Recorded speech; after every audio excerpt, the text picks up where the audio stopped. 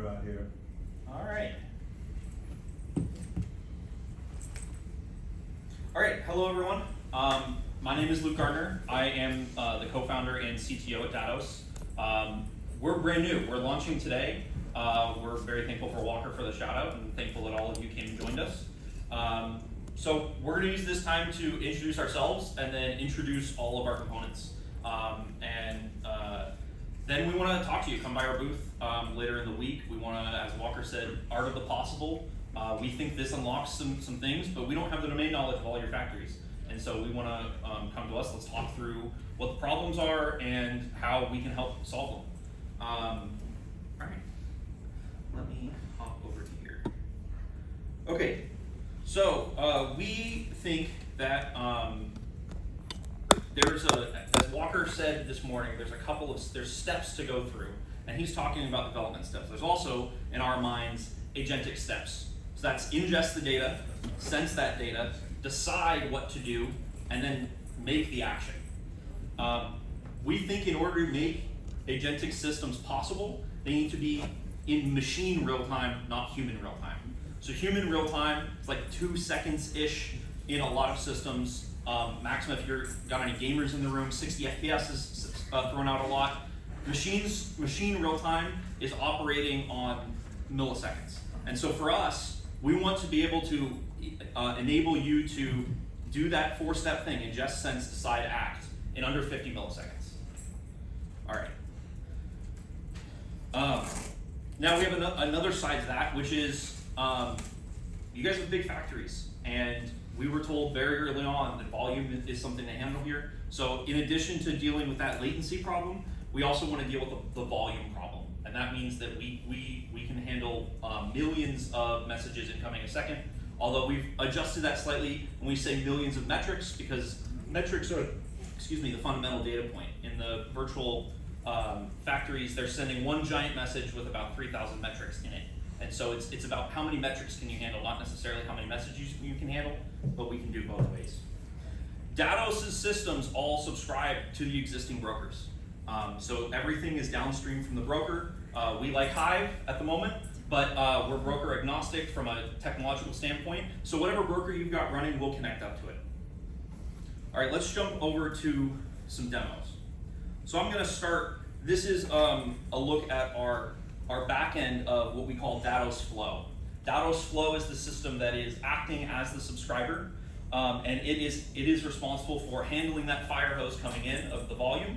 It's also responsible for doing translation over into our area of expertise, which is the big data world. We prefer, as our current data setup, Apache Arrow, which is an open source project from Apache.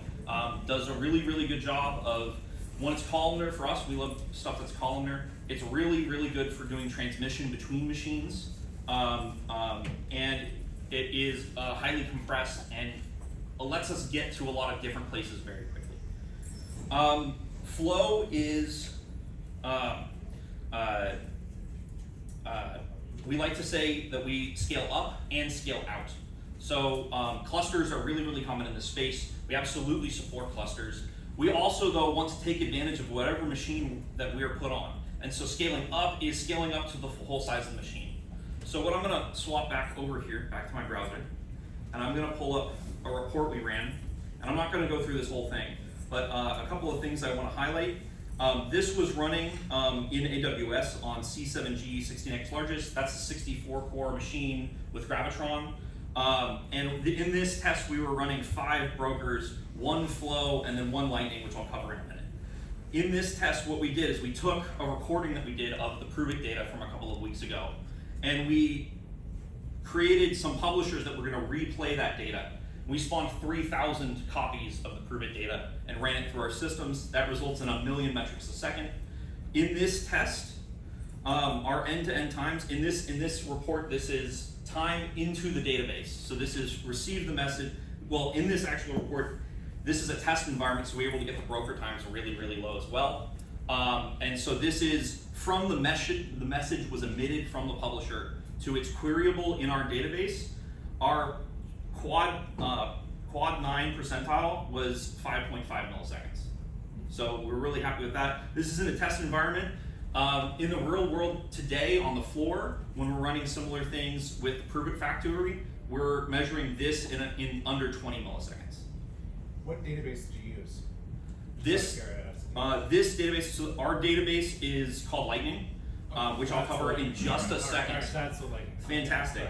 I want to show just some quick charts here, just to so people get a second to. My CEO in the back of the room loves these charts, so I'll show his favorite. They're great. This is showing our relationship of our various percentiles to how much of it is and what those are. So you can see along the bottom of the line here is the whole scale is 5 milliseconds. And then my favorite ones are these guys. This is a bin setup of as in the capture window, what is our highest latency for each message. So every single message is binned into here, and then these are our bands of latency. Well, and what you want to see is flat. Yes, yes. All right, let's keep moving. So next I'm going to talk about Lightning. And in the back here, this is our UI front end that accesses Lightning. Lightning, again, being our database. And this is showing here a view of the last, a rolling window of the last 5 minutes of the PROVEIT data coming from the systems. This is live. Lightning is an in-memory SQL database. We actually underneath have 2 different SQL engines running. One of them is DuckDB. We really like DuckDB.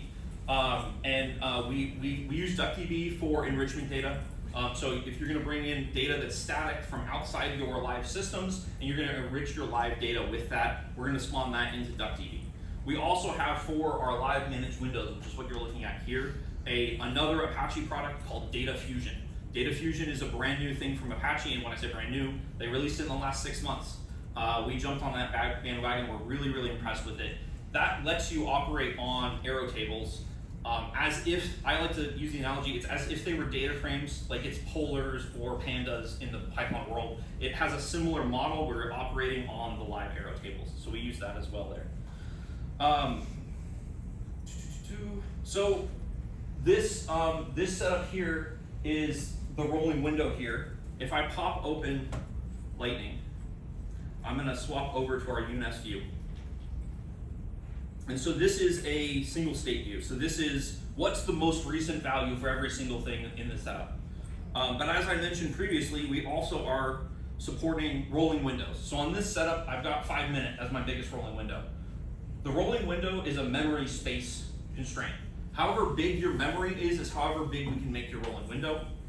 And so that can be really, really big. You know, there's some crazy machines out there that I really hope someone lets me build where you can have like terabytes of memory. That's going to be awesome.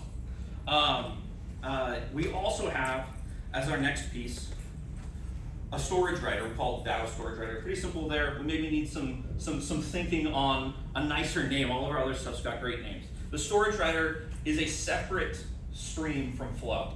So Flow sends a stream to the in-memory database. It sends a fully separate stream to the storage writer.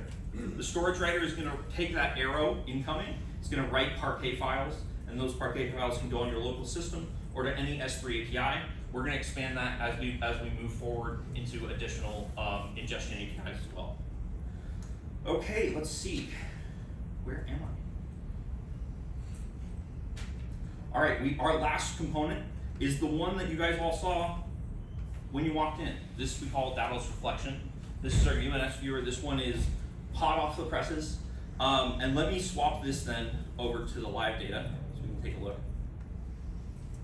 So this is, I'm subscribed to Enterprise B off of the live systems. You can see birth and death. This is a fairly traditional UNS viewer here. And because we are not single state, we also can do trend lines.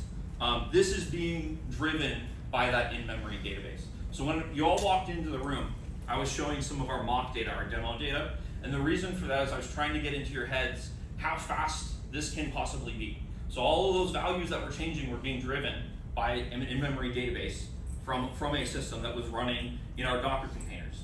Come by our booth and I can show you that, show that off a little bit more.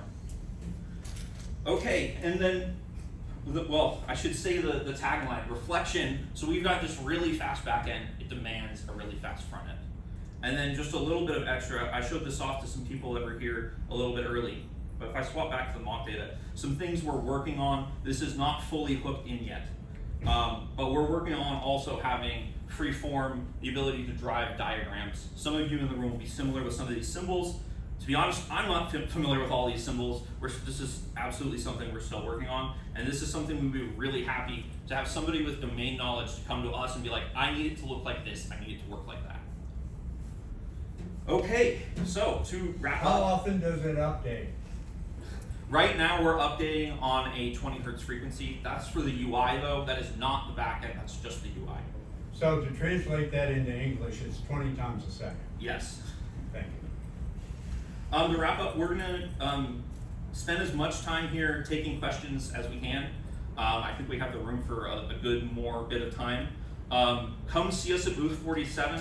Like I said at the beginning of the presentation, we want to talk to you about your individual problems because we don't have our domain knowledge is in the big data world, so we don't know how these factories are working. The PROVEIT data set has been awesome for us. We want to get more data into our systems, get things shaped how you actually need them. And then back to Walker's point of the art of the possible. We think this is going to unlock some things for some people. Come talk to us about what this makes possible so we can help you realize that. Before I take questions, our VP of Partnerships has a short announcement. Well. There would not be a launch of the product without having a special offer, right?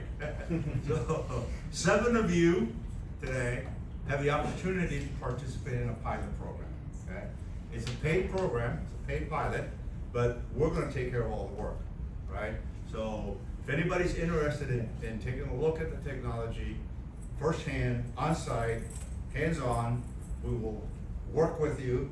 We will, if you sign up for it, we will be right there from the installation process until you put it into your pilot production, right? Not into production, into your pilot production, right? So, if any one of you are interested, be happy to pass these out and you can sign up. Like I said, we have a maximum of 7. We're just launching the product, so we're not a big company yet, right? So we want to make sure that we control the support that we provide because we want it to be a white glove experience for you all. Anybody interested? Yeah, I'm going for that. You're interested? Okay. All right, and while Manny's walking around the room, I'll start taking questions. So. Could you cover the API briefly? Yes. So the Lightning database has a API. As you would expect, it accepts full SQL queries and to any of the components, which means you can design something in the UI, and then you can also still query it from outside of the UI, as well as querying those windows. And we'll be expanding that. And that's documentation we would release to anyone who signs up with us, and we will certainly take feature requests as well. So. I'm kind of curious that the Lightning, obviously with this many messages a nanosecond, it would grow very fast in size. Do you offload that data at intervals, like every minute or so? Because I imagine fast memory is extremely expensive. Certainly now, right? Especially with AI. I'm glad we bought all our machines before that. Yeah. The Lightning is not responsible for long-term storage. When I said at the beginning, so Flow sends a stream to Lightning and a stream to the storage writer. All your long-term storage is going to happen on the storage writer stream. Lightning is just responsible. I'm going to hold the data for whatever my assigned time is, and the maximum size of that, like I said, is whatever memory space you got. So if you got a giant memory space, you can do a giant window. If you have an instance where you have a couple of sensors that you need to read really, really fast, but you don't actually need the whole factory in that really, really fast system, then you can have a bigger window by having less depth in there as well. It's, you can size it. And you can run multiple flows. Yeah, well, and yes, you can run multiple instances as well. And Luke, Jason had a question. Just backing up, some of us are outside in the hallway trying to get into a back room, but how fast are you querying again? What are some of the specs? And then if you don't mind, just like a 1,000-foot view of what you're doing. At the very beginning, I talked about how we want to get through the 4 steps that we see for agentic systems. which is ingest the data, sense that data, make a decision, and then make the action that implements the decision. We want that cycle from the emission of the message all the way through to the action being taken to be under 50 milliseconds. Now, we gotta make sure that we have a strong broker set up as well, but the rest of that we support. On the ingest side, on the floor today, we're seeing somewhere around 20 milliseconds on the ingest side that's getting into the database, and then our queries are under 10 milliseconds. For how much data? Well, the queries are making queries against individual data points. So they're, part of this is making sure that your agent doesn't ingest all the data. By putting that full SQL engine in front of the agent, you make sure that the agent doesn't have to deal with the fire hose. It queries exactly what it needs and only what it needs. On the ingest side, PROVEIT is running at about, I gotta remember my booth numbers because I don't have the full thing on this machine. It was sending over about 6,000 metrics a second, although it was going up and down a lot as the different enterprises are sending things at different rates. How fast can it be? That was my question. That's it. And that- Thank you. Yes. So let's jump back. Let's jump back to the report I showed earlier. So this was a test we ran. This was in a test environment in AWS. So this is pretty ideal conditions. This was running. We took a recording of the PROVEIT data from a couple of weeks ago when we got access, and we set up a system to be able, to replay it. We replayed that 3,000 instances of PROVEIT systems. That came in at 1 million metrics a second. And that we were able to ingest with a end-to-end. So this end-to-end here is time to ingest. So from the message emission to it's in the database and ready to be queryable. That was a P quad 9 of 5.5 milliseconds. That's ideal conditions. Like I said on the floor today, we're seeing something more around 20 milliseconds. Come on, you can do better than that. You will give us another month, and I'm sure we will. You undersold yourself in the last comment. If ingest is 5 of those milliseconds, sense, decide, act is 45-ish. Yeah. Isn't the bottleneck there not in your system? Well, but our job is to support that, right? Like I said, we want the agent to only get exactly what it needs, and so that it can continue to move quickly. We on the output side of that API, which is what the agents are going to be doing, they're submitting a SQL query. There's also then, and we have a reference agent implementation for PROVEIT. We support exporting out to pandas and polars and these other things. We highly suggest that everybody use Data Fusion for this. That's how you're going to get to the speeds that you need in order to do the data processing, and then make that agent as simple as you can. And if somebody's got a more complicated setup, then hey, we're just beginning. We want to make this even better. So let me make a comment here. I think that what we believe is going to happen, and is already happening, is people are going to build swarms of agents that each one will monitor one thing and trigger on one set of values. So in our experiments, less than 10 milliseconds in the agent, right? So you're way under the 100 milliseconds that you have to be under in order for this to be effective. And I'm just going to flip through views unless there's something relevant with any question or concern. So. Price? Make sure I understand this. So how the different components come together is you have you would be exposing lightning to either an agent through your CPU or to your visualization, right? That's Well, so once you're out in a visualization, right, we're talking about human real time. And so the human just isn't going to perceive it as fast as the system can go. And so absolutely 100% we can drive human visualization stuff. Can you repeat the question before you answer? Oh, thanks, good call. I'm sorry, the question was, lightning is driving. Yeah, so I'm just trying to understand. So lightning is what you would expose to agents, what you would expose Yes. to human interfaces, and then your storage rider is what you're pushing to your traditional big data analytics stuff. Okay, I got you. Less So real time. the question is, is Lightning is driving agent queries and human interactions to dashboards. And the question is if storage writer is responsible for sending data out to the traditional big data systems, BigQuery and Snowflake and other things like that. That is our initial implementation, which would be storage writer is going to write Parquet files, and all of these systems have a Parquet ingestion. We absolutely want to support the fastest version for each of those providers, whether that's an API to send Arrow, which would be our preferred, or some other thing that we can transform our Arrow in and then send that. That's something that gets moved up on the roadmap when we have a request. You can also pull in Parquet files to do, so the Parquet file is this big, takes 12 seconds to come down, then it's in memory, and you're doing things at memory speed. Yeah. So we think, personal opinion, we're the best choice to support dashboards in this environment. And one thing I should mention is up to now we've been talking about agents as retrieval, right? So the agent is spinning and it's gonna ask for the newest data, and then it's gonna do some things, and then it's gonna ask for the newest data on its next round trip, right? Because the agents are gonna be constantly running.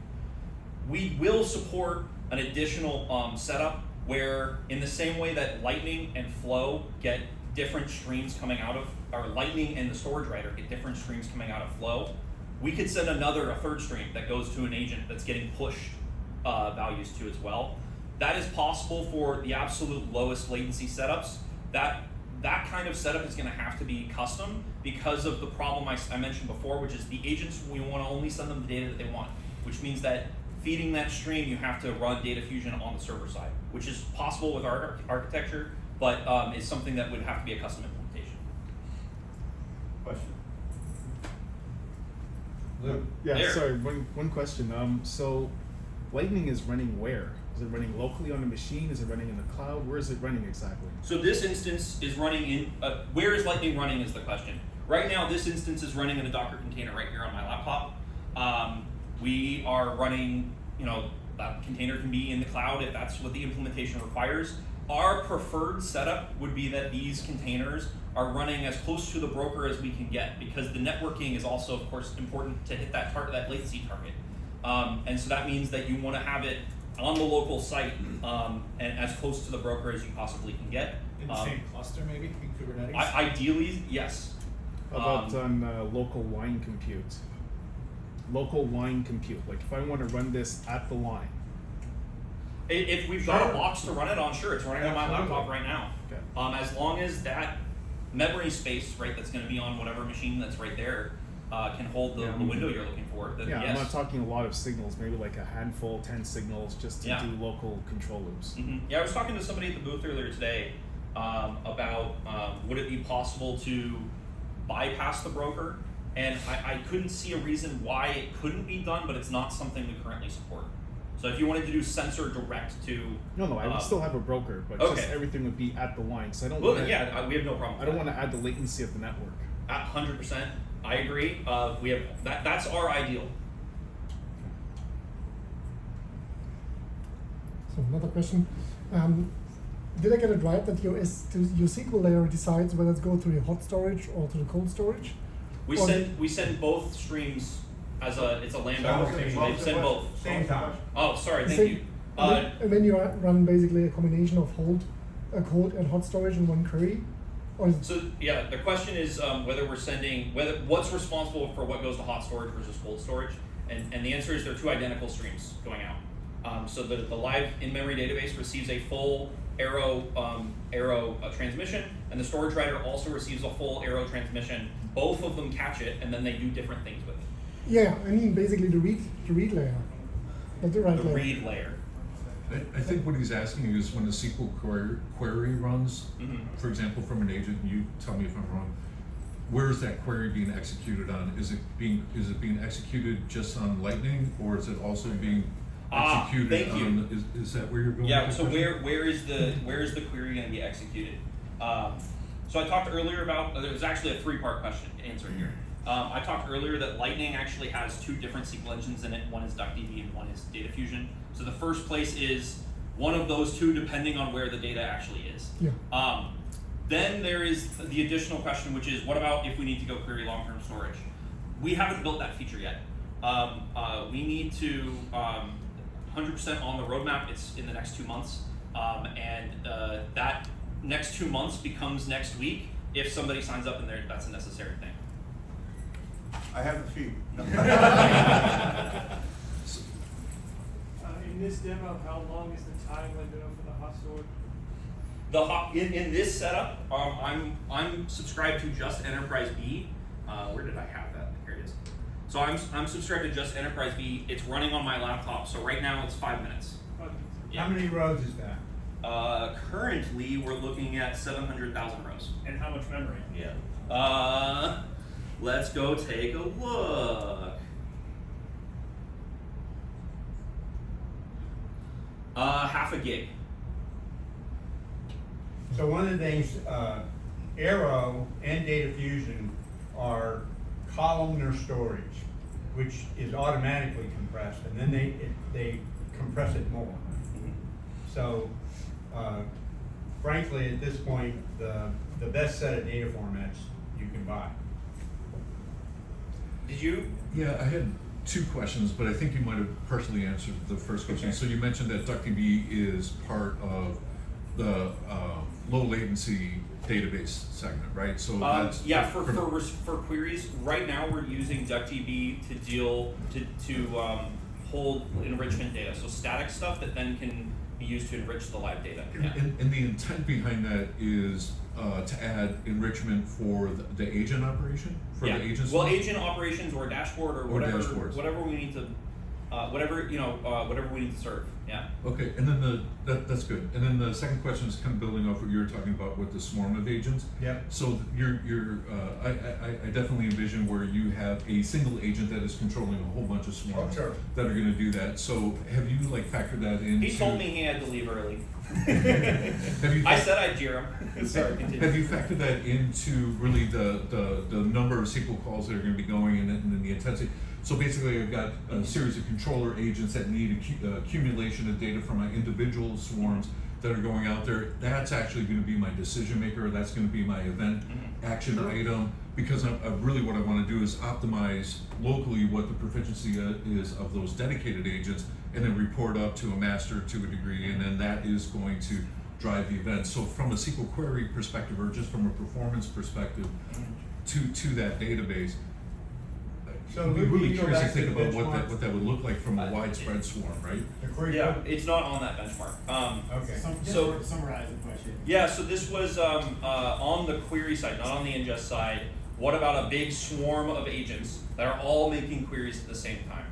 So it's been a couple of months since we've run that test, because that was the first part of the system that we had working.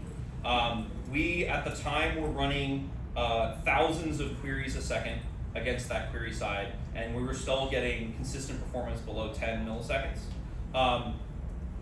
Another thing where we are not done working on this, and if that becomes a problem for an implementation, that's something that we're going to address immediately. And have you thought about, like you mentioned, multiple streams? So one of the ways that I would think about solving that particular bottleneck issue, if you Oh, wanna yes, think of of it that way, course, yeah. is by distributing the streams and Yes, breaking out your we context. could have for your multiple idea. lightnings reading from the same flow, getting their own stream. Yeah, so that might be a shortcut until you get to 100%. something that had better bandwidth and lower latency and higher volume. But it might be a more efficient way, and it might, I don't know how that translates to AWS costs, but that'd be one of the ways that I would think about that. Okay.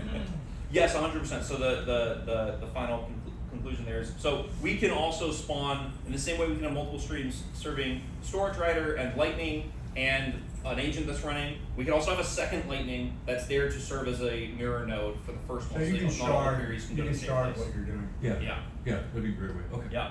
Perfect, thank you. Are you building the Arrow schema using Sparkplug data? Yeah. So we started with Sparkplug because, well, it's a standard.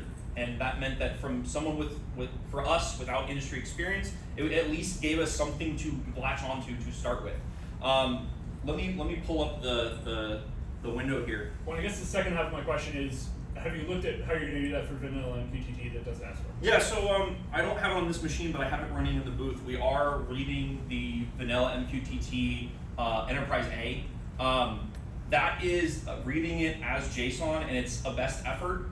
Obviously, if you're sending vanilla MQTT, there's no structural hash on, so it's going to be a custom implementation, but it's absolutely something we support, and we support it today. Amazing, thank you. We did that for Walker.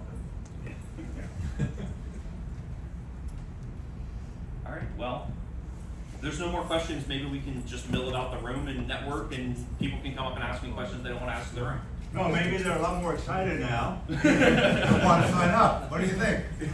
Anybody else? What are the details? Oh. I told you, we take care of everything, okay? You just read the offer, there's a charge, and it's all inclusive. We give you the white glove treatment, you know, $7,500. Total cost. Total cost. You can write that check.